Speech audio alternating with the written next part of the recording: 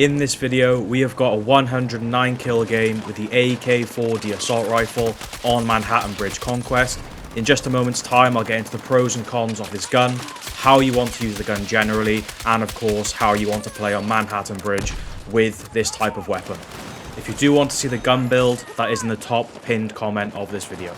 On screen, which you'll see now, will be related to the first pro, which is going to be the damage model of the gun, which you can see is 3 bullets to kill up to 25 meters, going to 4 bullets to kill from 30 meters and beyond, but maintaining that 4 bullets to kill range even up to the last target, which you can see in the firing range there, which is around about 75 to 80 meters.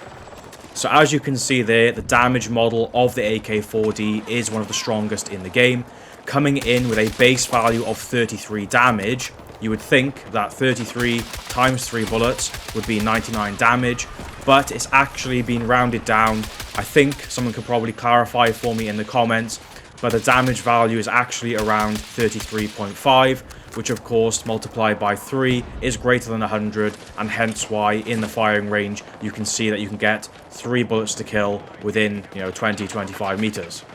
Ultimately, this means that the AK4D comes in with one of the lowest bullets to kill values out of any of the fully automatic guns in Battlefield 6, as I just said, at a value of 3. Even when going past the 25 to 30 meter mark, where the damage drops off to 25, you still got a 4 bullets to kill at those longer ranges, which again still puts it as one of the fastest, or rather lowest bullets to kill for this type of weapon at longer ranges. Therefore, in terms of this as a pro, it's going to make the gun one of the best guns at medium to long range.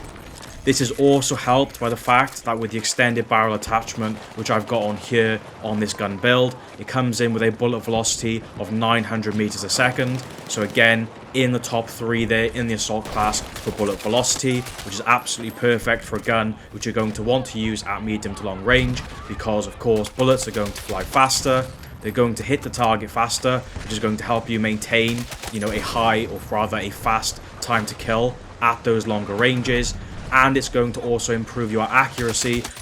because you're not having to lead the target so much, effectively guessing where you need to shoot to hit those long range targets.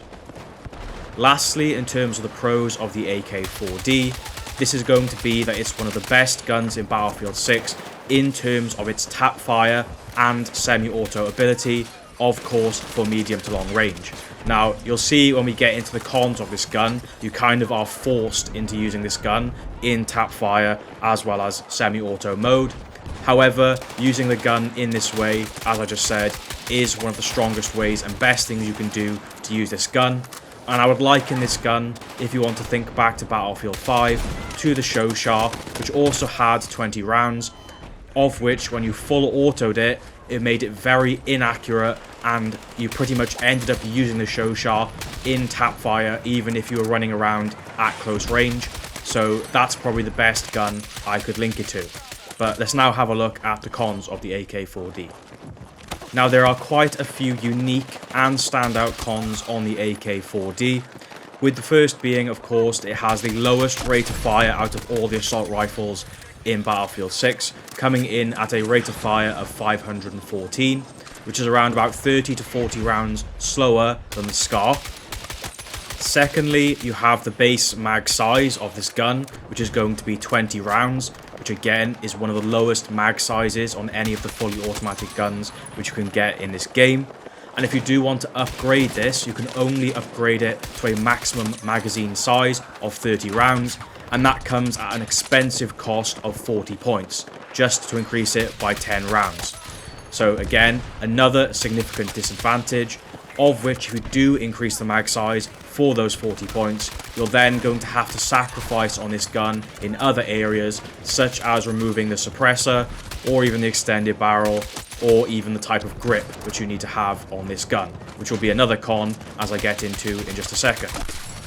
The AK4D is also one of the guns that is most impacted by bloom, and this is reflected by its precision stat coming in at a value of 28, in comparison to the SCAR, which of course from my 100 bomb video for the SCAR had around a precision score of 47. So that's almost half the precision of the SCAR. And of course, bear in mind, whatever attachments you are using, the general trend in terms of the stats are going to be the same. So it comes in with a very low precision score, which is of course not helped by the fact that it is also a very slow fire rate weapon. Now this con of very low precision, which of course leads to a very high bloom, creates a further disadvantage, because to combat this you need to go for a very expensive grip to try and increase the precision as much as you can. Now it might shock you that I've got a 35-point grip on this gun, and even with that it's only increased the precision stat up to the 28, which I have just mentioned. So even imagine having a lower points cost grip, or even having no grip on this gun, the precision is going to be a whole lot worse. And you can see it in multiple clips throughout this video. Even though I'm pretty much now running around only tap firing the gun, some of the bullets feel like they're going to curve like a boomerang and come back around and hit me in the face for how far some of these shots are going off target, even though I'm not even using the gun in full auto. So overall, with regards to this con that you need to choose an expensive grip, it creates a further con in that there's a real challenge and difficulty in choosing the attachments on this gun that you essentially really do need within the 100 points which you are given. The mag size, just to increase it by 10 rounds to 30 round capacity, of course costs 40 points, and to try and increase the precision as much as you can also is going to cost around 30 to 40 points for the best grips, which is not going to leave you a lot of points to get, an extended barrel, which I think is an essential attachment to increase the bullet velocity on a gun which you want to use at medium to long range. And also a suppressor, which even for a standard suppressor is going to cost 20 points, which is going to allow you to stay off the radar at those closer ranges to actually allow you to try and get kills without, while avoiding going into one-on-one gunfights, because people aren't chasing down a red dot on the minimap. Okay, so that concludes the pros and cons of the AK4D. So let's now talk generally about the build and how you want to use this gun to do well, depending as well on the maps which you're playing on. Before I get into that, if you have watched this far, please smash a like for me and do consider subscribing if you haven't subscribed yet. So, how do you generally want to play with the AK4D to do well consistently? Medium to long range is going to be the absolute key, because it's going to keep you away from those close range engagements where you're at the mercy and disadvantage of a low magazine size, having to reload a lot, high bloom, as well as a very low fire rate. Of course the lowest fire rate out of all the ARs in the game. So therefore medium to long range is going to be the key. In terms of when you're going to use the gun in tap fire or changing it to semi-auto mode, I would recommend using the gun in full auto mode and tap firing it when you're at medium range, because if an enemy does come unexpectedly around the corner and gets into close range with you, you're going to be able to get more bullets down range using full auto rather than, tap firing or getting caught out while in semi-auto mode. But when you do go to those longer range engagements, 50 to 100 meters as an example, then change the gun to semi-auto to slightly and further reduce the bloom and increase your accuracy. And lastly, if you do want to use the AK4D on closer range maps such as Iberian Offensive or Siege of Cairo, I would say that the suppressor is a must-have attachment. Even though you can appear on the minimap within 15 meters, the majority of the gunfights which you go into, of course, are going to be slightly longer than that, and therefore you're not going to appear on the minimap, and you're going to get a lot less enemies looking directly where you are or rushing to your position as they can see on the minimap, which is going to put you into those one-on-one gunfights which you really want to try and avoid. And if you are going to play on those closer range maps with this gun and you want to try and increase the mag size but also try and keep an expensive grip, then I would recommend getting rid of the extended barrel, because of course you're not going to need the higher bullet velocity for longer range engagements on those closer range maps. So that would be something I would recommend. The 30 rounds, the extra 10 rounds is not much, but is going to help you to be able to get a few extra kills per magazine. And of course the suppressor, as I just said, keeping you off the minimap. Lastly, let's now talk about Manhattan Bridge, the map, on Conquest, and how you want to play generally to do well with medium to long range guns.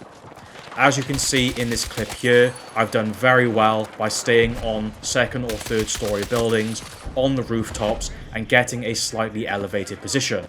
Staying on these elevated positions will put you out of the running path of the majority of the aggressive players, which are going to be, of course, sprinting around on the ground floor with the faster fire rate, the faster time to kill guns, trying to go on streaks, and just basically just playing aggressively.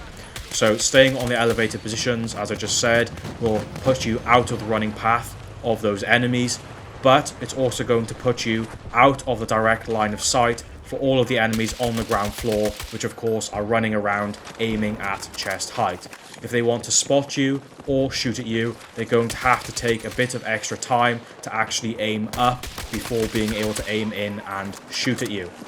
And lastly, you'll know how I've always said that C flag, the main flag in the center of the map, is always going to be the most populated area of the map, so you cannot go wrong when playing medium to long range to try and lock down one or two of the entrances onto this flag, and of course cutting off the flow of enemies as they're coming onto and off of the flag. If you are playing with a slow fire rate gun, it's not always recommended unless you're with teammates to try and push in on the flag like I'm doing here. But yeah, that's pretty much the video. I'll put a link up on screen now for the playlist for all other 100 bombs that I've done so far, and of course I'm going to be adding to, and I will see you on the next one.